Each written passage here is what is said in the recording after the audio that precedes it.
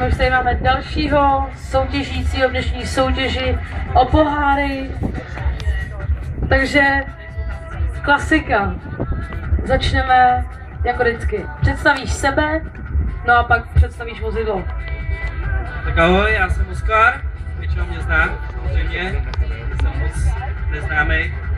Jinak tohle je BMW E34 520 2 litr bezvanost, 110 kW. Je to 5. červen rok 92, přestavěný na facelift, dopředu.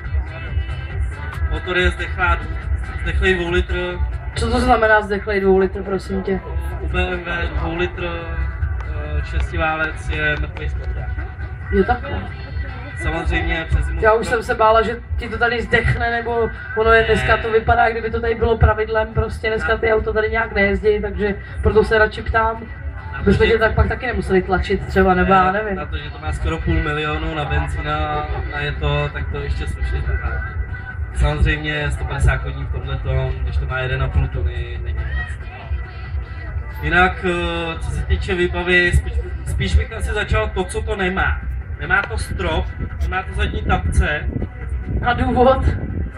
Strop je doma pod postelí, přečelouměnej. Aha. Tam bude teprvá. A tapce, to zadní samý? Tapce je problém s tím, že já jsem pořídil s originál roletkama dozadu, takže se musí upravit, aby tam drželi. Jinak auto je po celolaku, vepředu je snížení od Vajteku 3,5 cm, tomič je Bilštejn na snížený podvozky, je tam rozpěra, nějaká nouny, hlavně, že tam je, kvůli efektu, samozřejmě vzadu to má nivo regulaci, takže... Kvůli efektu jako estetickému nebo jízdnímu? No tak nějak obojí. Tak nějak obojí, dobře. A mohla by vypadat víc, samozřejmě. No tak, to jsou věci, o kterých by se vždycky dalo polemizovat, takže... Dobrý, z toho venku, říkal jsi Vajtek, co kola? Kola jsou originál Alpina 17, vepředu 8,5 palce, vzadu 9 palců, gumy jsou tam všude stejný, 245, 40, 17. Nějaký estetický úpravy v oblasti podvozku, jako myslím brzdy, nějaký takový ty serpetičky, jako je lakování, náprav a takový. Všechno je origo, používám pouze, co dával originál výrobce. Snažím se vyhnout tuningu.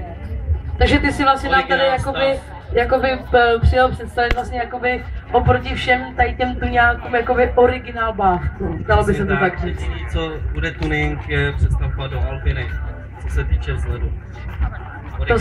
To znamená co? Přední nárazník s vízem, Alpina, Prahy, zadek zůstává furt stejný. Maximálně se změní ještě nějaký folie, ale jinak to auto je skoro v konečné fázi. Samozřejmě budou ještě pukličky na kole, ale to je všechno o penězi. Takže to je víceméně takový jakože bod do budoucna.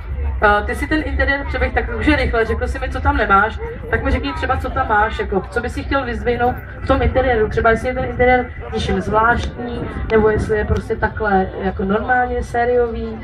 Samozřejmě interiér je sériový, je to kůže, auto bylo určený pro italský trh, takže kůže není vyhřívaná. Do budoucna tam budou buď M5 sedačky kožený, anebo ze 7 z 32 business class sedačky, které mají vzadu stolečky, aby to nějak vypadalo. Dobře, nějaký audio máme, nemáme?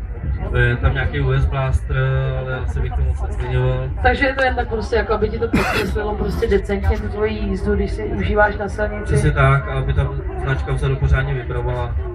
Aha. Když to nevzdučí, tak to nemá muziku, ne? Dobře.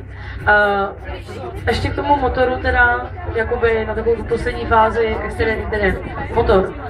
Nějaký úpravy, jakoby? Momentálně ne, protože ten 2 litr opravdu nemá cenu upravovat a přijde tam z 39, 2,8 benzín, která má o 42 kW víc. Takže já to chápu to správně, když ty si vlastně nám teďka jakoby přišel představit to auto, jak vypadá teď, a třeba jakoby na další sezonu nám sem postavíš, jakoby dalo by se říct, jakoby jiný auto v uvozovkách. Takže je to taková... Silně v uvozovkách, ono zvenku to bude vypadat skoro stejně, ale to peklo pod tou houpnou bude. Takže se máme těšit hlavně na to peklo. Přesně tak. Dobře, ještě teda něco, co by si o tom vozu chtěl zmínit? Nějaký zážitky, nežitky, prožitky, úbytky, cokoliv? Zážitky, v podstatě to auto mě nechalo jenom jednou tady u Plzně. Ve Štychu? Ve Štychu, jakože se rozlomila vodní pumpa, ale po 400 000. To je to vysvědala čekat. Ale jinak to auto je nesmrtelný. Dobrý, tak hlavně, až odsud budeš odcházet, tak zaklapej na něco, co neschodí, protože nikdy nevíš, co se může stát. Dobře, tak jo, já ti děkuji za prezentaci vozidla. Samozřejmě si zasloužíš potlesk. No a příští rok jsem teda zvědavá na to tvoje peklo pod tou haltrou.